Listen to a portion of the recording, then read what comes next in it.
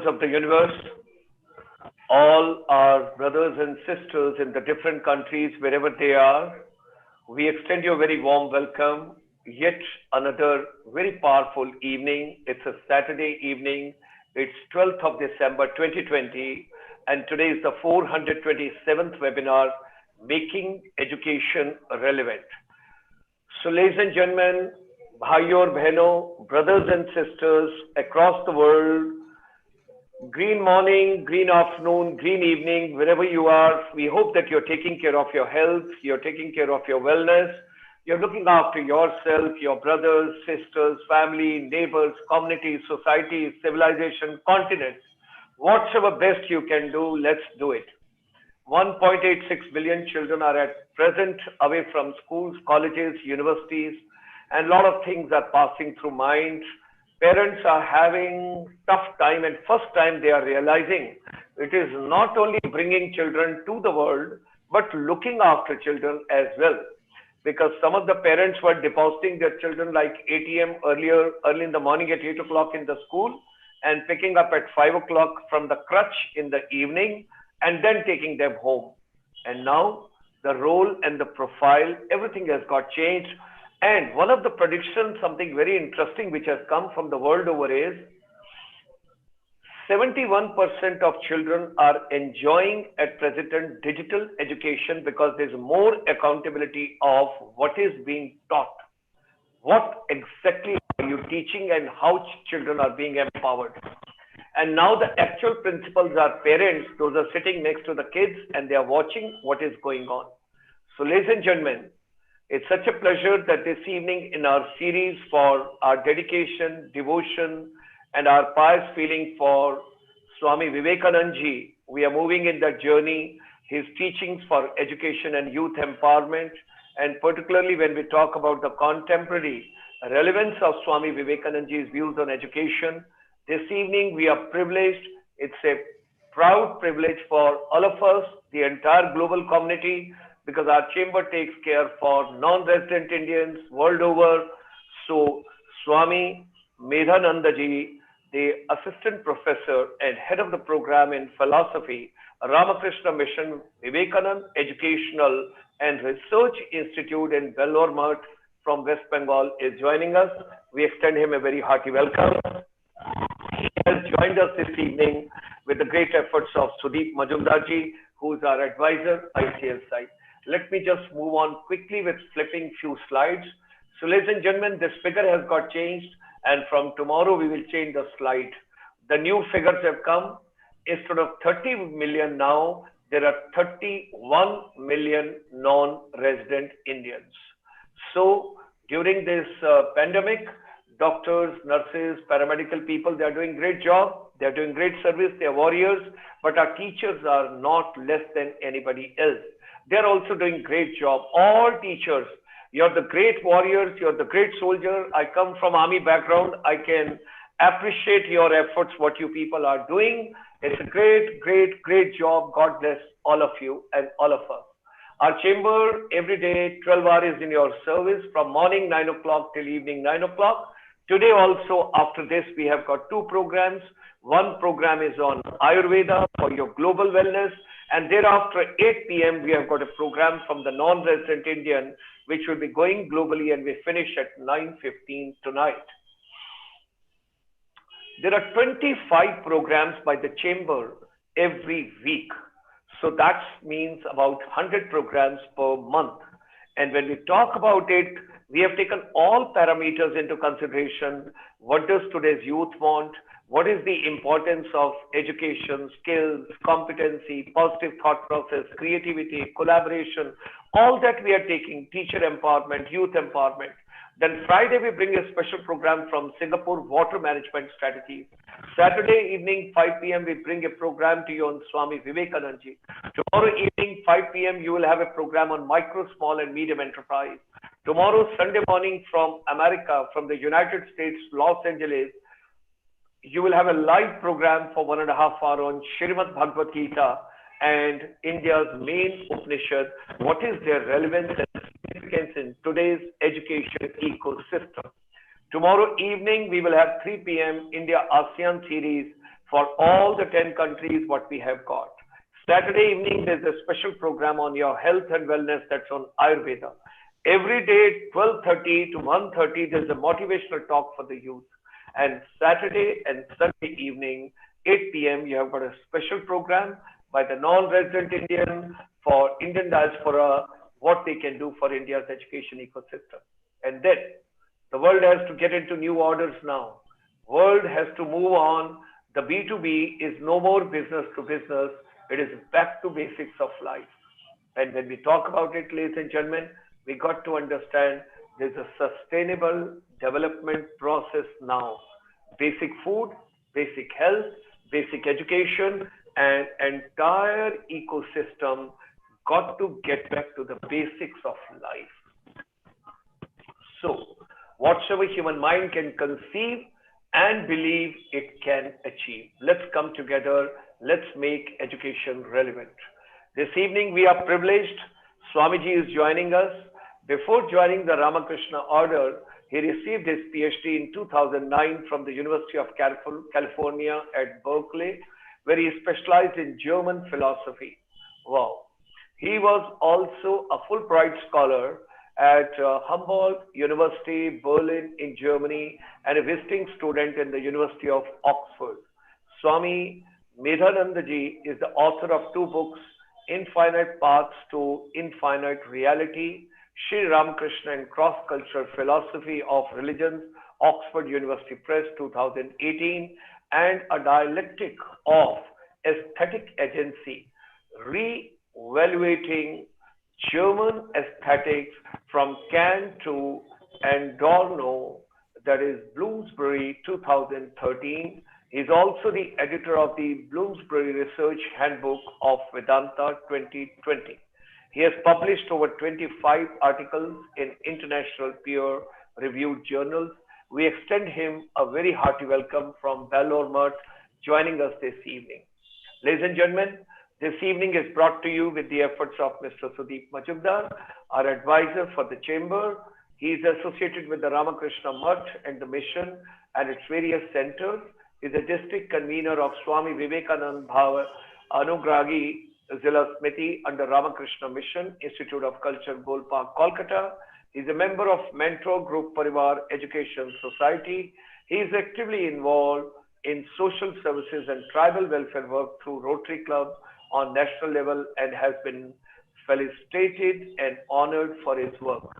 Join me in extending a very hearty welcome to Swamiji this evening, who is joining us to share his vision. I hand over to Sudeep Majumdarji for further proceedings. Thank you, Dr. Gulshan Sharma ji. Very good evening to all the viewers across the globe, and welcome to this yet another episode of this webinar series on relevance of Swami Vivekananda's teachings in today's education and for youth empowerment under Making Education Relevant program organized by the International Chamber of Service Industries. As we just heard from Dr. Gulshan Sharma ji, it's a phenomenal work that ICSI is doing under the guidance of Dr. Sharma, whereby starting from health, education, livelihood, and just not physical wellness, but also on spirituality and on well-being in general. So many webinars round the clock over the whole week, a fabulous work. All credit goes to ICSI. I extend my thanks for this noble initiative to all the members of the chamber. I extend my pranam to the speaker for the evening, Reverend Swami Medhanandaji, who would be speaking on the topic, the contemporary relevance of Swami Vivekananda's views on education. Swami Vivekananda was not only a social reformer, but also an educator, a great Vedantist, a patriotic prophet of India, who sought to modernize the nation in its social and cultural harmony. If education is viewed as the most powerful instrument of social change, then his contribution to educational thought is of paramount importance. He defines education as the manifestation of the perfection already in man. According to him, education is a continuous process. It should cover all aspects of life, be it physical, material, intellectual, emotional, moral, or spiritual. His attitude towards modernization is that the masses should be educated before anything else is done. He wanted to remove from India mainly the four evils: priestcraft, poverty, ignorance, and tyranny of the wise. We have heard about the tyranny of the rich, but tyranny of the wise probably is a greater evil. He tried to make the people of India understand that political and social strength should have their foundations on cultural strength. He had a true vision of philosophy of education in India in its cultural context. In one of our earlier episodes, on the 26th of September 2020, we had heard Reverend Swami Ishakmanandaji talk on the subject Education is the Panacea of All Evil, where he had deliberated on the issue. Swami Vivekananda wanted to remove the evils of the society by giving reorientation to politics, sociology, economics, and education. He laid stress on education as a powerful weapon of change. An educationist, as an educationist, he believed in the absolute values which had to be realized by a good education system. Education should be for the preparation of life, he said. He, it should help us develop a feeling of nationalism and international understanding. It should lead to the development of character and make individuals self dependent. Today, there is a deterioration in the cultural ethics and standards. The supreme need of the hour is to counteract this emotional, moral, and cultural collapse which has come into the society. Only a process of good education system can bring about a healthy political and social life. Swami Vivekananda stands for this, and his message is for all times. I would now like to invite the speaker for the evening, Reverend Swami Medhanandji, to enlighten us more on the topic contemporary relevance of Swami Vivekananda's views on education. Swamiji, the stage is set for you, and I invite you to give your discourse, which I think the audience would really love to hear. Thank you. Thank you first to Dr. Gulshan Sharma and Mr. Shudeep Mujumdar for their generous introductions and for their wonderful points about Swami Vivekananda and the modern world. I'll be building on some of the points emphasized by both of them, actually. So as already mentioned, my topic is the contemporary relevance of Swami Vivekananda's views on education. Before I go into the topic, I wanted to just mention on a bit of an autobiographical note that about my own background a little bit. So I was born and raised in the US and educated in 3 countries, as mentioned by Dr. Sharma. So in the US, but also in the UK and also in Germany. And since 2009, I've been living in India. And so I'm in a somewhat unique position because I'm able to compare the educational systems of 4 different countries and thinking in this very cosmopolitan way. Just as Swami Vivekananda, after traveling the world, he was able to say these things about both the strengths and the limitations of India's educational system. You can only really see with a clear eye when you leave your well. You know, Swami Vivekananda would often say, don't be like a frog in a well. Come out of the well first, then you can have a clearer picture of what's going on. So in the same way, I've benefited. I've been blessed with a kind of cosmopolitan background, and I'll be speaking from that basis today. And I'll sometimes bring in some aspects of my own education and in the course of my brief talk today. What's striking to me is that when I read Swami Vivekananda's thoughts on education, which he made in the last decade of the 19th century, 2 things stand out to me. He pointed out a number of serious problems in the educational system that existed in India in the late 19th century. And one of the things that's very interesting is that many of the problems, I think one could argue that all of the problems that he noticed in the late 1890s are still present even today in India's educational system. And I'll be mentioning some of those things. So that's the first thing. It's a kind of critical side of Swamiji's thoughts on education. He's pointing out, like a good doctor, a good doctor will first diagnose the problem, the disease, and then the doctor will propose a cure for the disease. And so he's doing both. So on the diagnosis side, he's very sharp and very prescient, I think, in the way that he diagnosed the main problems with the existing educational system. And I think they're very applicable now. So that's the first part of the talk. I'll be explaining what his diagnoses are. And secondly, his cure. What is his cure? He suggested sweeping educational reforms on the basis of some very fundamental principles, which again, I think resonate very, very strongly with the need of the hour in 2020. And especially because the National Educational Policy of 2020 has just arrived, and we'll find that at certain places the NEP actually takes Swamiji's teachings verbatim about man-making character-building education and the manifestation of the perfection already in man. So we'll be looking at those things. So I'm going to just briefly talk about, first of all, what was Swami Vivekananda's diagnosis of the problems in the existing educational system in India. And secondly, what are his positive suggestions for how to reform India's educational system, and what is the relevance of his proposals for the current day? So the first part, what are some of his main criticisms of India's educational system? The first thing that he very frequently and scathingly criticized was a tendency to emphasize rote learning and memorization of information at the expense of critical thinking. So I'll just mention a few of his statements here. One of them is, education is not the amount of information that is put into your brain and runs riot there, undigested all your life. That's a famous statement. Another one, he says, to me, the very essence of education is concentration of mind, not the collecting of facts. If I had to do my education over again and had any voice in the matter, I would not study facts at all. I would develop the power of concentration and detachment. And then, with a perfect instrument, I could collect facts at will. Side by side in the child should be developed the power of concentration and detachment.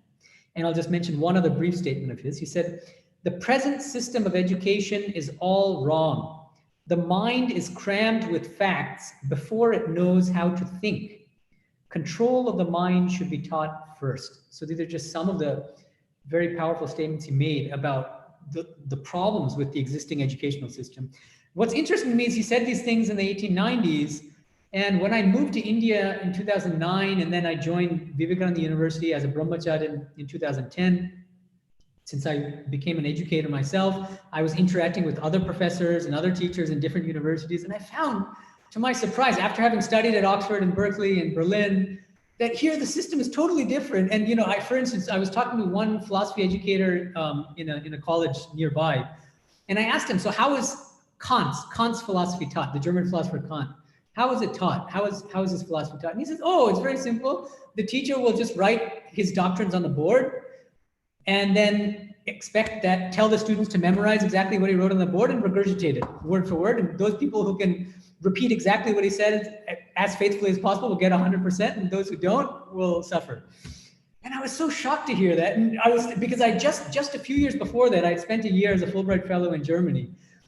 And it's so different. I spent an entire semester, 5-month course at Humboldt University in Berlin, discussing 2 pages of one text of Kant's in the original German, Kant's Critique of Pure Reason, focusing on every word and every sentence. And the teacher was so brilliant. He would discuss, well, okay, this sentence could mean this, or it could mean this. What do you guys think about this? How would you interpret this statement? What do you think is the best interpretation? So the whole system was completely different.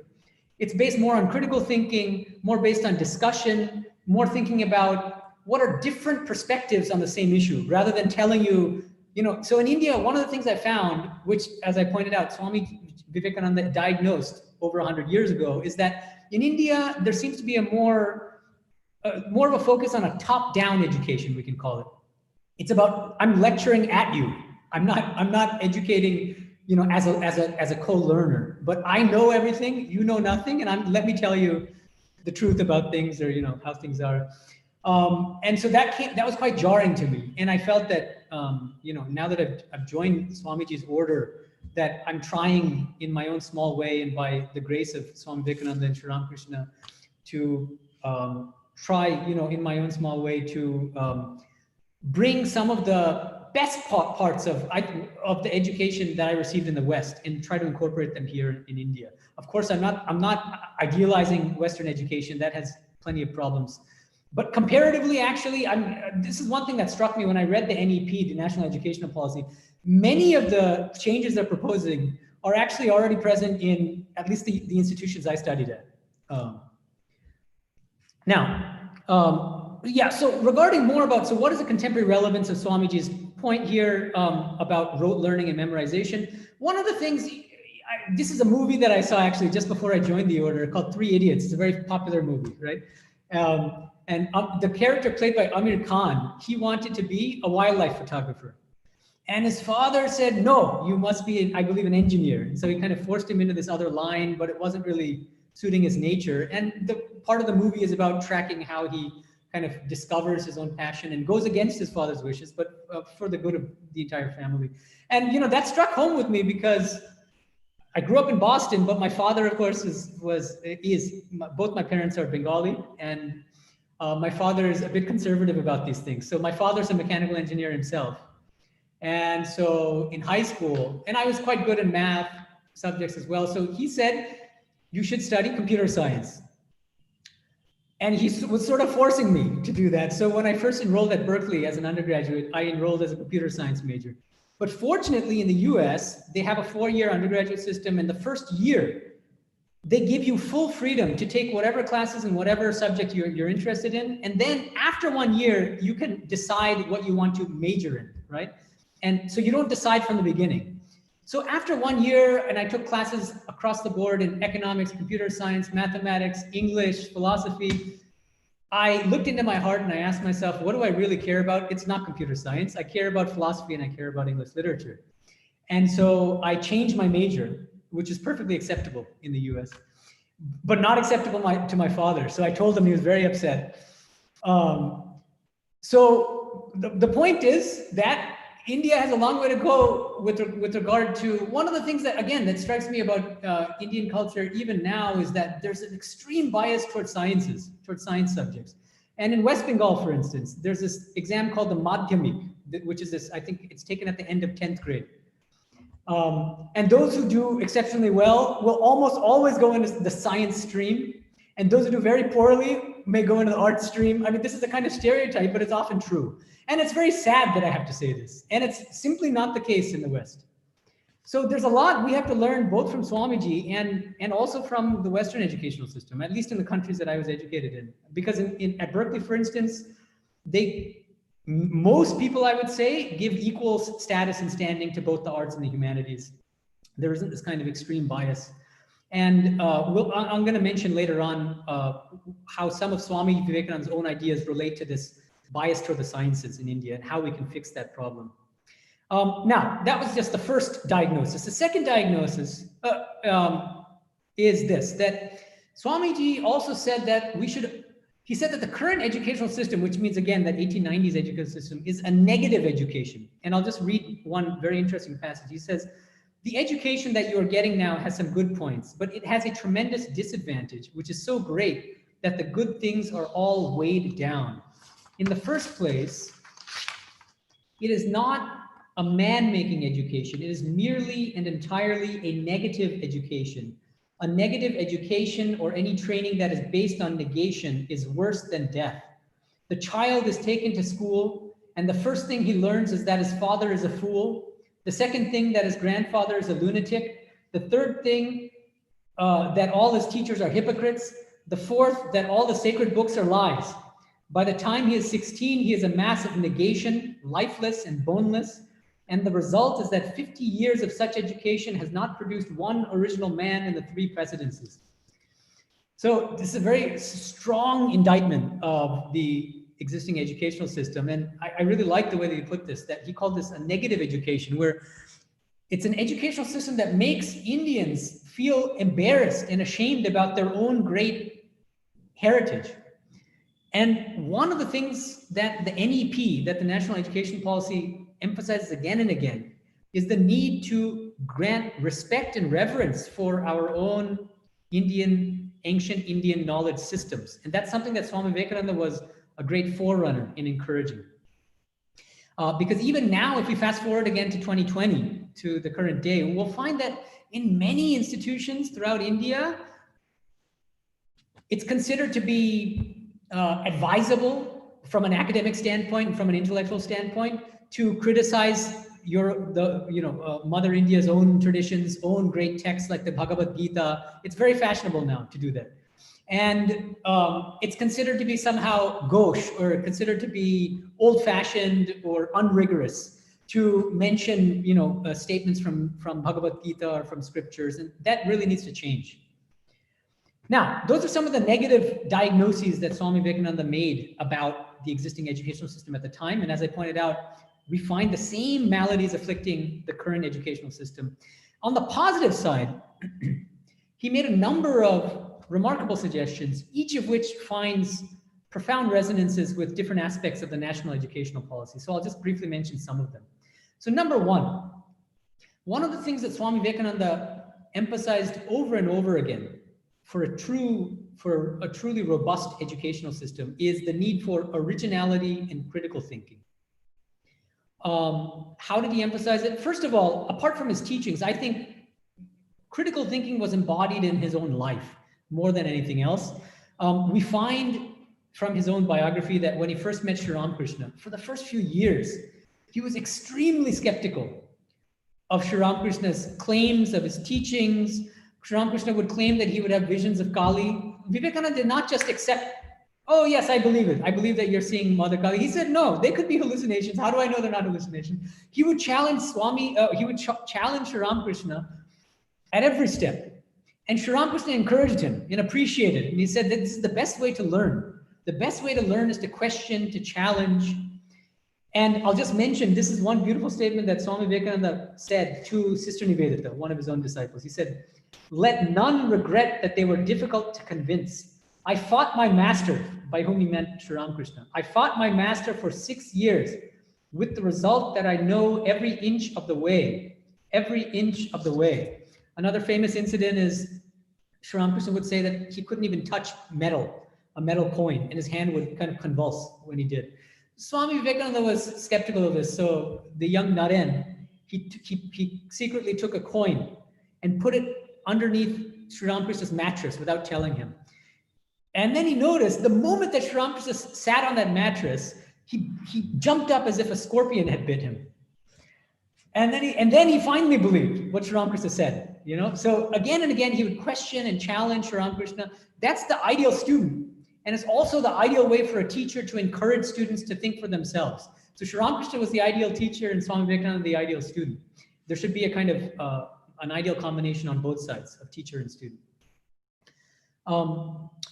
Just another point about, he often also emphasized originality. So I think many of you, especially the devotees in the audience, have read carefully the Sri Ramakrishna Kathamrita, which has been translated in English as the Gospel of Sri Ramakrishna by Swami Nityananda. So the great recording of Sri Ramakrishna's dialogues with visitors by Mahendra Gupta. After Mahendra Gupta sent some pamphlets of that Kathamrita to Swami Vivekananda, Swami Vivekananda wrote this in a letter. He said, strange, isn't it? Our teacher and Lord was so original, and each one of us will have to be original or nothing. He said this again and again. He said we should strive to be original. Each one of us is a unique individual with original ideas, and the ideal educational system should encourage us to bring out what's original in the depths of our souls, rather than just to parrot what other people are saying. So he also said, for instance, the only service to be done for our lower classes is to give them education, to develop their lost individuality. They are to be given ideas. So I really like this idea of Swamiji's, that education is about helping people to develop their lost individuality, each one of us. So in the Gita, the term is called swadharma or svabhava. Each one of us has a unique swabhava, a unique swadharma. And the task, the ideal of education is to bring out our own swadharma and to let it thrive and to let us put that swadharma into practice in the best way possible. And I'll just mention one quotation from the National Educational Policy, which is related to exactly what Swami Vivekananda was encouraging. This is from the National Educational Policy. Indeed, with the quickly changing employment landscape and global ecosystem, it is becoming increasingly critical that children not only learn, but more importantly, learn how to learn. Learn how to learn. Education thus must move towards less content and more towards learning about how to think critically and solve problems, how to be creative and multidisciplinary, and how to innovate, adapt, and absorb new material in novel and changing fields. And another, I'll just read one more passage from the National Educational Policy relating to, it's also directly related to this issue of critical thinking. Now, one thing that troubles me when I look at world university rankings is how far behind Indian universities lag. Even the so-called best IITs are in the hundreds, maybe 200 or 300 in the world rankings. The question is why? My experience is limited, I have to admit, but from my experience, what I found is that the IITs, which are considered to be the creme de la creme of Indian institutions, along with TIFR and some other institutions, the IITs are exceptionally good up through master's level, bachelor's and master's level. The moment you get to the PhD level, they don't hold their own against the really top flight research institutions in other countries outside of India. It's just a fact. And it's one I've seen directly. And the reason is because, partly the reason is because we don't have a research ethos in Indian educational institutions. And that's part of what the National Education Policy is talking about. So I'll just read that paragraph. This is from the National Educational Policy. Research and innovation at educational institutions in India, particularly those that are engaged in higher education, is critical. Evidence from the world's best universities throughout history shows that the best teaching and learning processes at the higher education level occur in environments where there's also a strong culture of research and knowledge creation. Conversely, much of the very best research in the world has occurred in multidisciplinary university settings. So if we take Swami Vivekananda's lead and we follow his advice to really engage in critical thinking and originality, this will be a very, very important step in the direction of becoming truly world-class in research and holding our own against other countries throughout the world. Now, the second positive suggestion, the positive proposal that Swami Vivekananda made is he often emphasized the need for a holistic education. So I'll just mention a few statements of his. He said, so remember what he criticized was education as stuffing the mind with facts, right? So by contrast with that, he said, we must have life-building, man-making, character-making assimilation of ideas. If you have assimilated 5 ideas and made them your life and character, you have more education than any man who has got by heart a whole library. So again, as was often the case, he had in mind here Sri Ramakrishna as the kind of ideal, who wasn't formally educated. He left the Pathshala, the school at which he learned at the age of 6, but he was far more learned in a much deeper sense than most of our so-called pundits or most of our so-called intellectuals. And the reason is because whatever he learned, he was able to assimilate into his own life. This idea of assimilation. In the Kathamrita, Sri Ramakrishna in Bengali, many pundits would come to visit Sri Ramakrishna. And so they would often quote these scriptural verses. So one person would say something from an Upanishad or the Gita, and then Sri Ramakrishna would almost always say, yes, that's good. Kintu ota dharana chai. In Bengali, it means exactly, you need to assimilate those ideas. He would often tell, he said, don't just intellectually repeat these things or show off that you memorize these scriptural passages. Show them, put those statements into practice in your own lives. That's the real test of whether you've actually learned that idea or not. And that's exactly what Swami Vivekananda was mentioning. And in relation to that, the NEP says this: given the 21st century requirements, quality higher education must aim to develop good, thoughtful, well-rounded, and creative individuals. It must enable an individual to study one or more specialized areas of interest at a deep level, and also develop character, ethical and constitutional values, intellectual curiosity, scientific temper, creativity, spirit of service, and 21st century capabilities across a range of disciplines, including sciences, social sciences, arts, humanities, languages, as well as professional, technical, and vocational subjects. And just to point to some of the deep parallels with what Swami Vivekananda had in mind, I'll just read a passage from Swami Vivekananda. He said, "What we want is to see the man who is harmoniously developed, great in heart, great in mind, great in deed. We want the man whose heart feels intensely the miseries and sorrows of the world. And we want the man who not only can feel, but can find the meaning of things, who delves deeply into the heart of nature and understanding. We want the man who will not even stop there, but who wants to work out the feeling and meaning by actual deeds." So this is what Sri Ramakrishna meant by assimilation. "Such a combination of head, heart, and hand is what we want. There are many teachers in this world, but you will find that most of them are one-sided. One of these teachers sees the glorious midday sun of intellect and sees nothing else. Another hears the beautiful music of love and can hear nothing else. Another is immersed in activity and has neither time to feel nor time to think. Why not have the giant who is equally active, equally knowing, and equally loving? Is it impossible? Certainly not. This is the man," now we would use the term human, right? Or person. "This is the person of the future, of whom there are only a few at present. The number of such will increase until the whole world is humanized." And as I already mentioned, the national education policy sometimes takes language verbatim from Swami Vivekananda. I just wanted to mention that paragraph. So the NEP says, "The key overall thrust of curriculum and pedagogy reform across all stages will be to move the education system towards real understanding and towards learning how to learn, and away from the culture of rote learning as is largely present today. The aim of education will not only be cognitive development, but also building character." So this is Swamiji's character building, "and creating holistic and well-rounded individuals equipped with the key 21st century skills. Ultimately, knowledge is a deep-seated treasure, and education helps in its manifestation as the perfection which is already within an individual." This is exactly word for word what Swami Vivekananda taught. And they're just reaffirming it once again in 2020. And I'll just mention two more points and then wrap up my lecture. Two more positive proposals that Swamiji often mentioned. One is that he said that we must teach our own ancient Indian traditions, not just spiritual traditions, but traditions across the board in all fields. That's very, very important, and it's something that the NEP mentions again and again.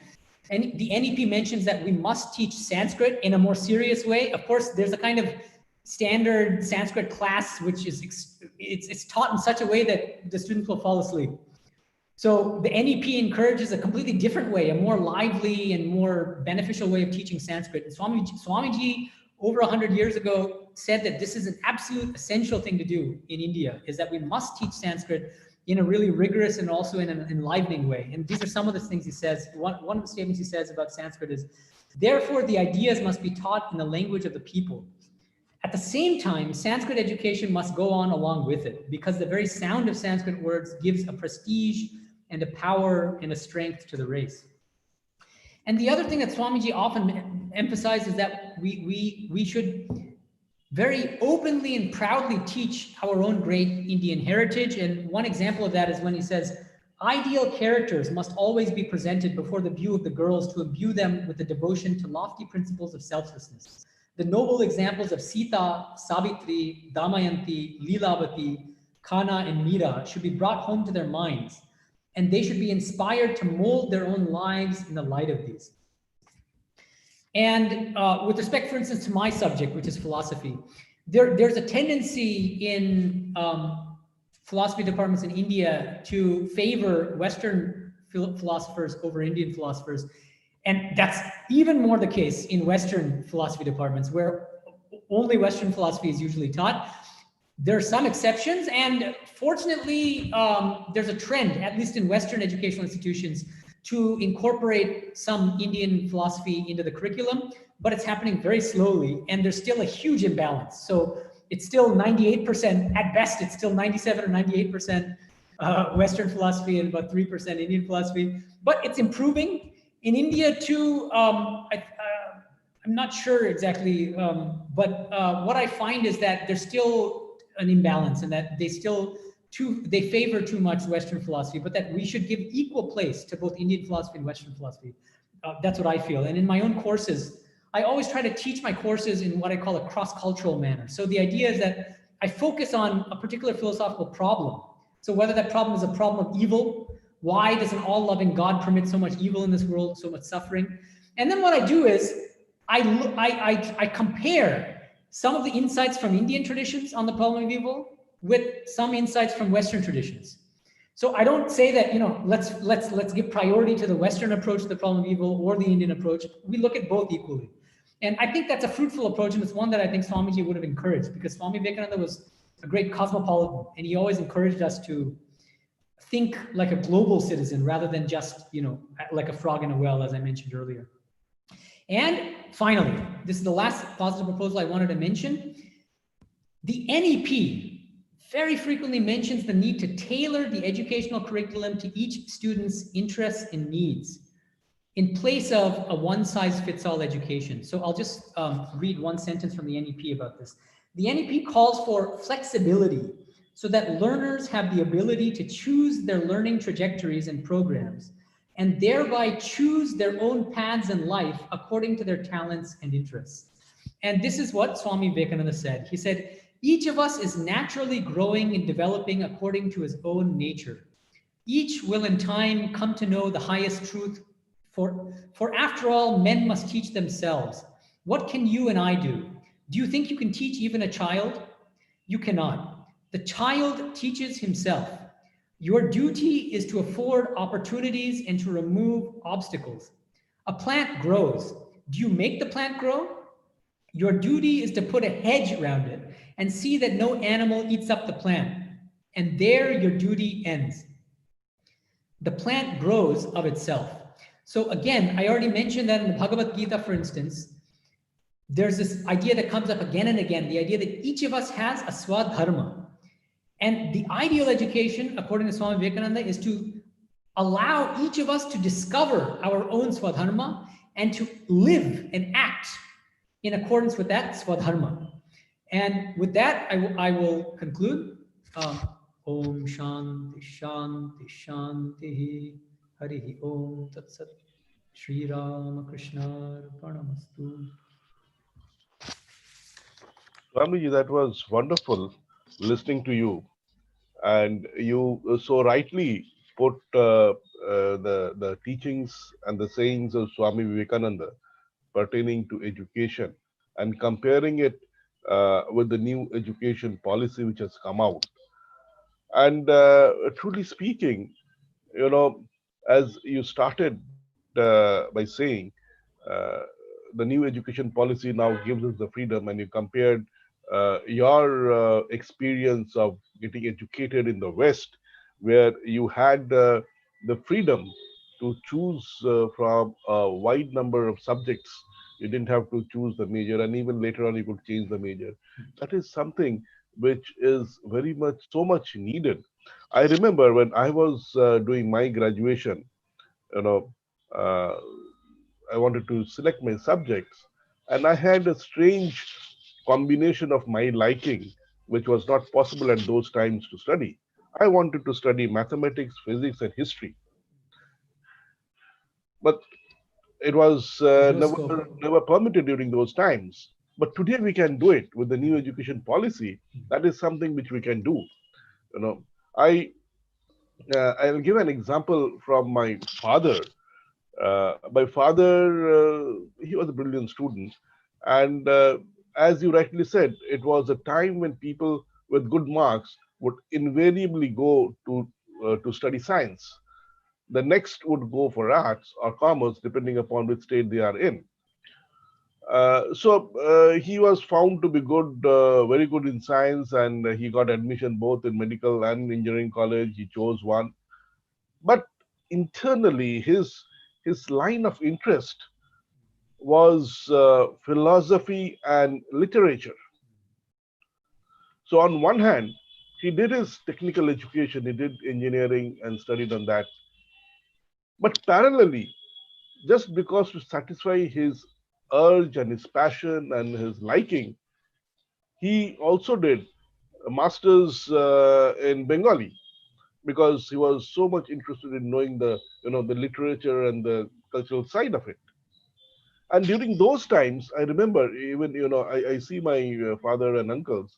That was a period in West Bengal when whatever line of education you would have, it was thought that if you have a degree of law, then it has a special meaning. You are, So he did LLB also, and he got a rank there also. He stood in the university. And later on, when we were studying, and I had my brother who was, he took commerce. My father sat down to teach him the subjects of commerce from class 11 to BCom. And we jokingly used to say, you could have very well appeared for the BCom exam and got a commerce degree also. You have engineering degree, you have in arts, you have a law degree, you can have a commerce degree. So the thing is, it's basically what you like, as you rightly said, the swadharma. Everybody has its own knack, originality, where one should go as far as learning is concerned. But yes, over years, one is the education policy for a few centuries has been dictated or followed. We have been following the British education system, where we were made to study to become babus or clerks. That was how the education system of India totally changed. But if we go to the past, we look at the ancient education system where we had Gurukul system, the students learning from the teacher.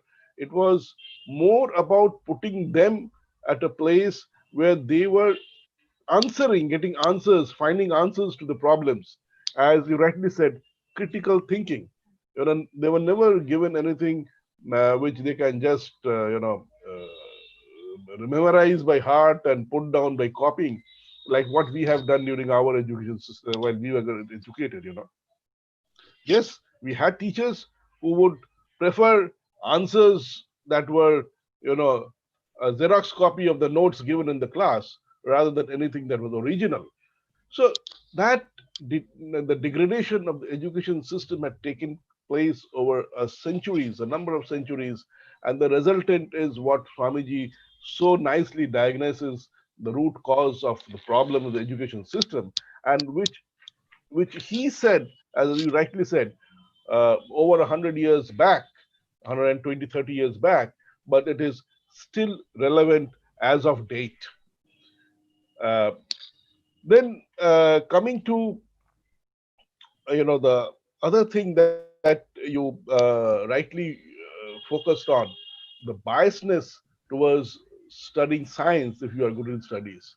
When we were graduating or we were selecting our subjects after the school leaving exams, it was more or less the best of the performers would take up science. But today, as I see in the bigger cities, the metropolitan cities, the trend is slightly changing. Students are very good. They are very good in studies, and they are selecting their subject of study. They are not limiting themselves to the study of science. But if we go to the rural India, the rural base, again, uh, it is considered if you are good, you go to science.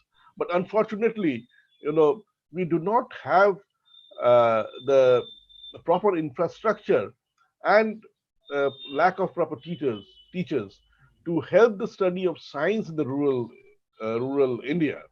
So that is another thing, probably from the infrastructural point of view, that needs to be addressed.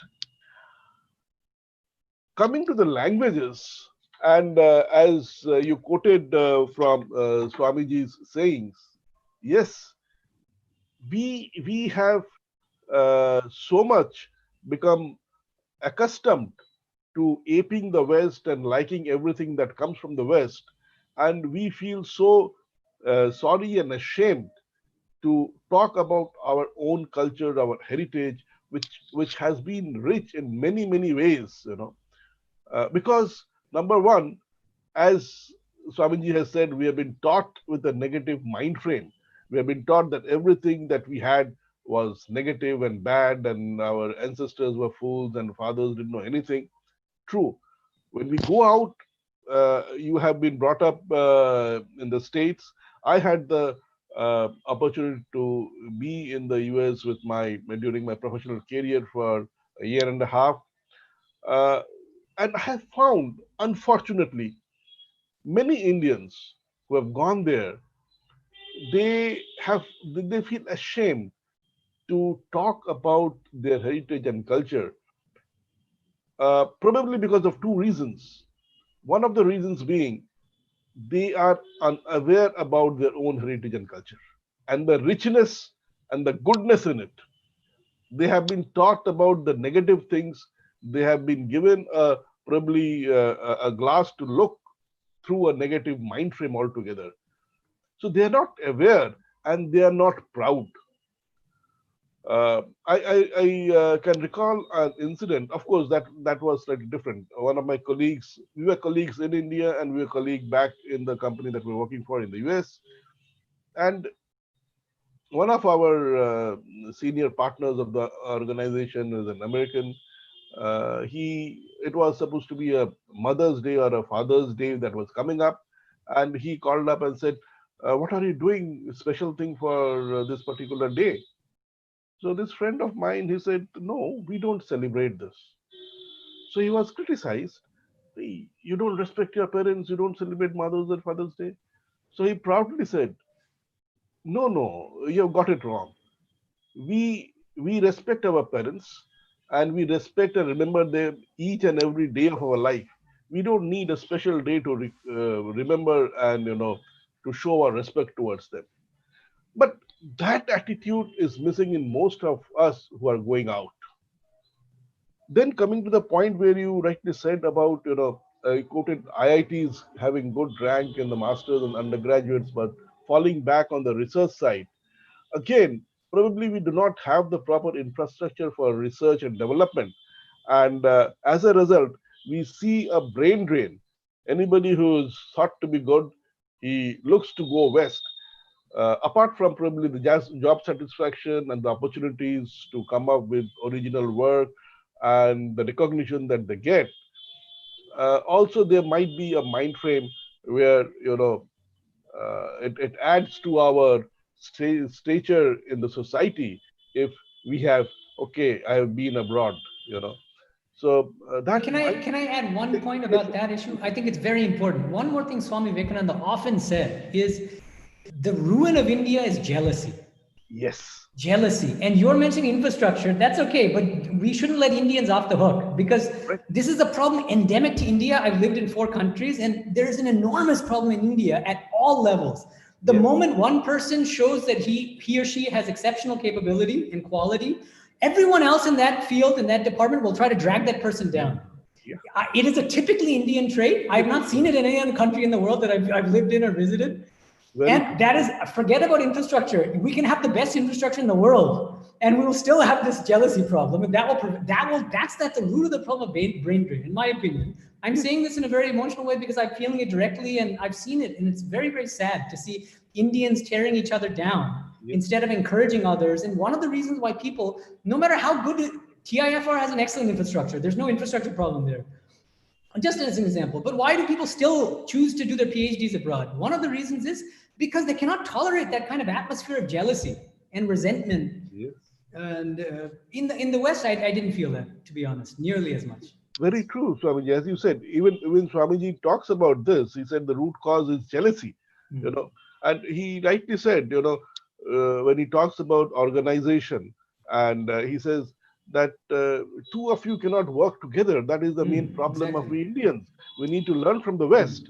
So it's basically a synthesis between the best of the West and the best of the East that needs to come in. It should not be a blind aping of the West or blindly thinking that everything that we have is the best. It never happens so. We have good everywhere and we have bad everywhere. Weeding out the bad and taking the good, that should what we should think about.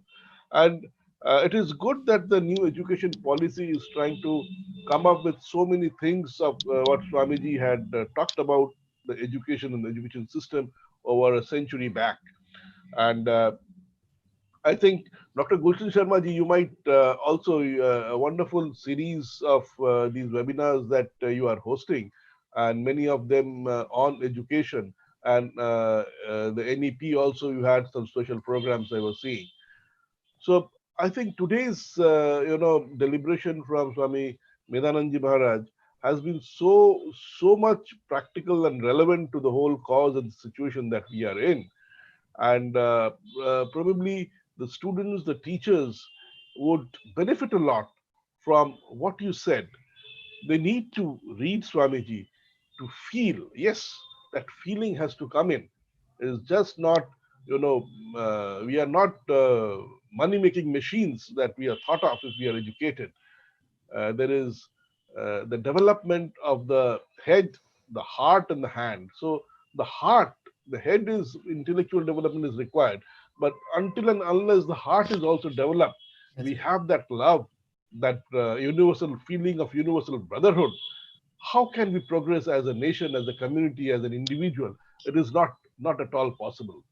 Testing, testing the teacher is something which we have seen, as you said, the best teacher and the best student we have seen in Swamiji and Sri Ramakrishna. And unfortunately, we have many teachers in our education system who do not like to be questioned and tested. That has to go, that has to go. Even a child, we have, it is a two-way traffic. It's always a two-way Do you interaction. mind if I mention one other thing in that context? When I first came here, I found that I was speaking to a professor in another college or university, and what they said is they dictate the topics to their PhD students. You write on this, you write on. I was so shocked to hear that. At the PhD level, I've never heard of, at least in humanities. Look, maybe in sciences that's possible, but in humanities, the whole point is you should be writing on something that you're passionate about, that you care about. And again, there's the same problem here, is that you don't let, teachers don't let the students think for themselves. It's a great tragedy, actually. Dr. Sharma ji, you have been quiet for a long time. We would like to hear from you too. I can only say I have become more humble after listening to Swamiji. I've become more humble, and it's a great learning. It's a great valuable inputs, and I can only say, as a good student, I've taken all the notes. Now people take digital notes. I think in my own ancient values, what he was talking about, I think at the age of 72, if I write down, it's much better for me, and I can assimilate it much better. Thank you very much, Swamiji, for sparing your most valuable time. Thank you very much for joining us this evening, and we are so graced with your gracious presence, and our deepest gratitude and thanks to you for having come over here today. Thank you both so much.